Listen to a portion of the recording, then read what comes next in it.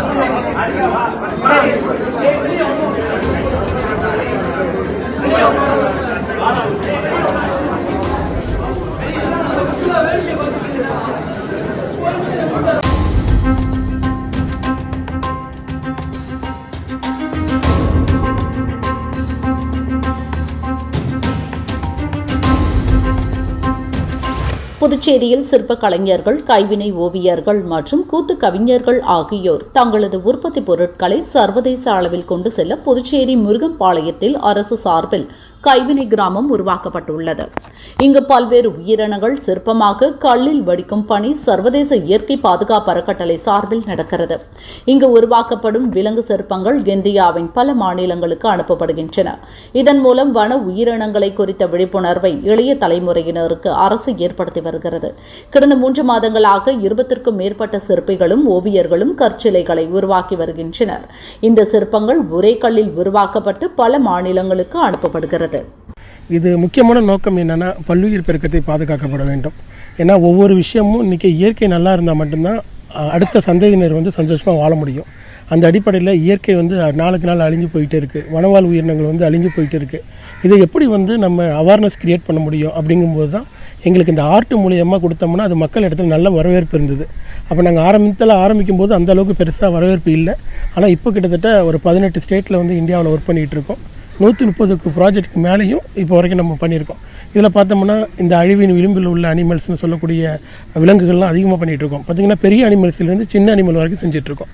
இதில் குறிப்பாக ஒரே கல்லாலான ஓவியங்கள் அப்படின்னு சொல்லக்கூடிய சிற்பங்கள். இப்போ பார்த்திங்கன்னா இங்கே இருக்கக்கூடியது எல்லாமே பார்த்திங்கன்னா ஒரே கல்லாலான ஓவியங்கள். இதில் வண்ணத்து பூச்சி வகைகள், பூச்சி வகைகள், வண்டு வகைகள், பூரா வகைகள், பாம்பு வகைகள், இது மாதிரி பாலூட்டி வகைகள், இது எல்லாமே பார்த்திங்கன்னா ஒரே கல்லில் செதுக்கப்பட்டு அதில் வண்ணம் தீட்டிருக்கும். என்ன ஒரிஜினாலிட்டியாக இருக்குமோ அந்த ஒரிஜினாலிட்டி அப்படியே கொடுக்கறதுனால இது மக்கள் இடத்துல ரொம்ப ஒரு ஈர்ப்பு வருது. ஸோ இது மூலியமாக மக்கள் ரசிக்கும் போது இந்த பல்லுயிர் பெருக்கத்து மேலே ஒரு நல்ல ஒரு பற்று வருது. ஸோ அதனால் இது இந்தியா ஃபுல்லாக நாங்கள் கொண்டு போய் சேர்க்கணும். எல்லா பார்க்கு பூங்காக்களிலும் கொண்டு போய் இந்த மாதிரி வனவாழ் உயிரினத்தை வைக்கணுங்கிற ஒரு ஆஸ்பெக்டில் பண்ணிகிட்டு இருக்கோம். இதில் கிட்டத்தட்ட நம்மள்கிட்ட இருக்கக்கூடிய உள்நாட்டு கலைஞர்கள், எஸ்பெஷலி பார்த்திங்கன்னா நம்ம பாண்டிச்சேரியில் உள்ள கலைஞர்கள் அதிக பேர் இதில் ஈடுபட்டு இருக்காங்க. அவங்களுக்கும் ஒரு வாழ்வாதாரமும் இருக்குது, எங்களுக்கும் ஒரு செல்ஃப் சாட்டிஸ்ஃபேக்ஷன், ரொம்ப சந்தோஷமாகவும் ரொம்ப பெருமையாகவும் இருக்குது. ஸோ இதில் ஒரு கலை மற்றும் கைவினை கிராமத்தில் ஒரு அரங்கம் வச்சுருக்கோம். அதில் பார்த்திங்கன்னா ஏராளமான அனிமல்ஸோட சிற்பம்லாம் வச்சுருக்கோம். இது பொதுமக்கள், பள்ளி குழந்தைகள்லாம் பார்க்கும் பொழுது இது மேலே ஒரு அனிமல்ஸ் மேலே ஒரு பற்று வர்றதுனால நம்ம இதை நோக்கி போயிட்டு இருந்தோம்னா கண்டிப்பாக நம்மளுடைய வலிமை வாய்ந்த இந்தியாவை சீக்கிரத்தில் நம்ம பார்க்கலாம். சிவகங்கை மாவட்டம் சிங்கம்புணரியில் சித்திரை தமிழ் புத்தாண்டு புதுமழையை தொடர்ந்து பாரம்பரிய பொன்கேர் போட்டும் விழா வெகு விமரிசையாக நடைபெற்றது. புத்தாண்டு இரவும் அதனைத் தொடர்ந்து ஏப்ரல் 22ஆம் தேதி மாலை இப்பகுதியில் புதுமழை பரவலாக பெய்தது. விவசாயிகள் மகிழ்ச்சி அடைந்தனர். சிங்கம்புணரி கிராமத்தார்கள் சிங்கம்புணரி சேவுக பெருமாள் ஐயனார் கோயிலுக்கு சொந்தமான நிலத்தில் பொன்கேர் பூட்டி விவசாய பணிகளை துவங்கினர்.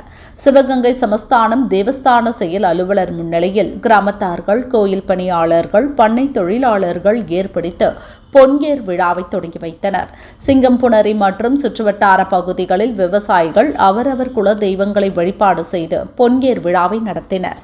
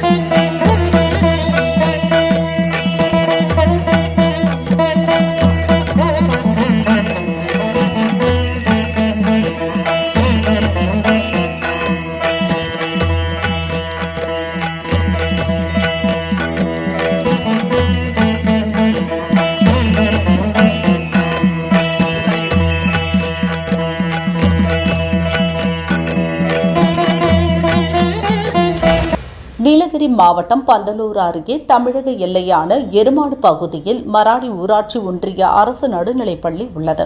இங்கு தமிழ், மலையாளம், ஆங்கிலம் ஆகிய மொழிகளில் கல்வி கற்பிக்கப்படுகிறது.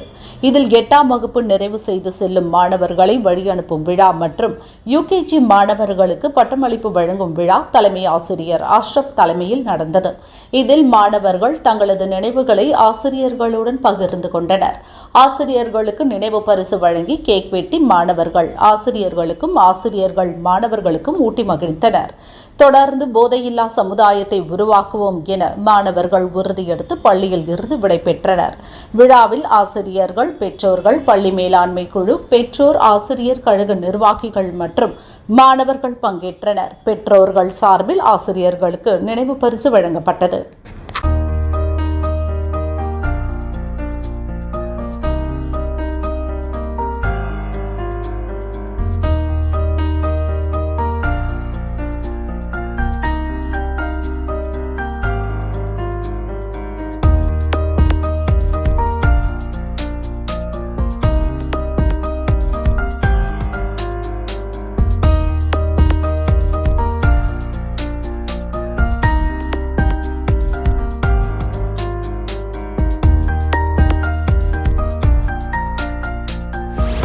மயிலாடுதுறையில் அம்மா மக்கள் முன்னேற்றக் கழகத்தின் செயல் வீரர்கள் கூட்டம் அக்கட்சியின் பொதுச் செயலாளர் தினகரன் தலைமையில் நடைபெற்றது.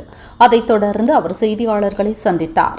தமிழ்நாட்டில் சட்டமன்ற தேர்தலில் திமுகவை வீழ்த்த வேண்டும் என்றால் திமுகவை எதிர்க்கின்ற அனைத்து கட்சிகளும் ஓரணியில் இணைய வேண்டும் என்ற எண்ணத்தில் நாங்கள் தேசிய ஜனநாயக கூட்டணிக்கு ஆதரவு. மக்கள் விரோத திமுக ஆட்சியை வீழ்த்த வேண்டும் என்று நினைக்கிறார்களோ அந்த கட்சிகள் எல்லாம் எங்கள் கூட்டணிக்கு வர வேண்டும் என்பதுதான் எங்களது கோரிக்கை. இந்த நடவடிக்கை சட்டப்படி நடவடிக்கைக்கு நீங்க என்ன காரணம் கண்டிப்பது? நீதிமன்றம், உச்ச நீதிமன்றம் செந்தில் பாலாஜி அமைச்சராக தான் சாட்சிகள் அழைக்கப்படி கண்டனம் தெரிவித்தாங்க. அவருக்கு பயனெல்லாம் வாங்கி கொடுத்துருக்காங்க. பதவி வேணுமா இல்லை வெளியில இருக்கணுமா? அதே மாதிரி பொன்முடி அவர்கள் பேசியது எவ்வளவு கேவலமா இருந்துச்சுன்னு எல்லாருக்கும் தெரியும். அதை நீதிமன்றமே தாமாக முன் வந்து வழக்கு தொடுத்திருக்காங்க. அது துரைமுருகன் ஏற்கனவே விடுதலையான வழக்குகளை வழக்குகளை விடுதலை பண்ணது தவறு அப்படின்னு சொல்லி அந்த கேஸ் நடத்தி சொல்லியிருக்காங்க. இது சட்டத்தின் ஆட்சி எப்பொழுதும் நிலைமையோடு இருக்கும், அதன்படி நடக்கிறது.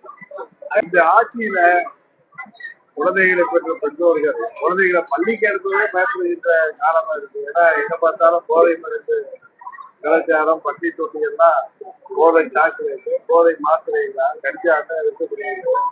சட்டம் ஒழுங்கு சந்தித்திருக்கிறது. சிறு பெண் குழந்தைகள்ல இருந்து மூதாட்டிகள் வரை பாதுகாப்புள்ளா இருக்கிறீங்க. கூலிப்படைகளின் ஆதிக்கத்தால 5000 10,000 கொலை செய்கின்ற, யாரை வேணும்னாலும் கொலை செய்கின்ற நிலைமை இன்றைக்கு தமிழ்நாட்டில் நிலை வருகிறது. மொத்தத்துல சட்டம் ஒழுங்கு சந்தித்திருக்கிறது. இது போல அனைத்து தரப்பு மக்களின் கோரிக்கைகளும் தேர்தல் நேரத்தில் திமுக கொடுத்த வாக்குறுதிகளை நிறைவேற்றாமல் மக்களை 4 ஆண்டுகள் முடிய போது ஏமாற்றி வருகிறார்கள். அதனால இந்த ஆட்சி முடிவுக்கு வந்தால்தான் மக்களுக்கு நிம்மதி. விவசாயிகள் கூட்டத்தில் கலெக்டரிடம் சரமாரி புகார். வேலூர் சத்துவாச்சாரியில் விவசாயிகள் குறைதீர் கூட்டம் கலெக்டர் சுப்புலட்சுமி தலைமையில் நடைபெற்றது.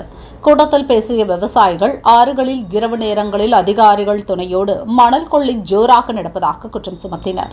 மணல் கொள்ளையை தடுக்க மாவட்ட நிர்வாகம் உரிய நடவடிக்கை எடுக்க வேண்டும் எனவும் வலியுறுத்தினர். இந்த மணல் அல்லது மண் திருடுல கட்சி ஆட்கள், உள்ளூர் ஆட்சியாளர்கள், நாட்டாண்மைக்காரர்கள் அனைவருமே ஒன்றோடு ஒன்று சேர்ந்து இருக்கிறார்கள். யார்கிட்ட போய் நாம் இந்த குறைய சொன்னாலும் அவங்க தட்டி கழிக்கிறாங்க. அவங்களுக்கு சொல்லுங்க, இவங்களுக்கு சொல்லுன்றாங்க.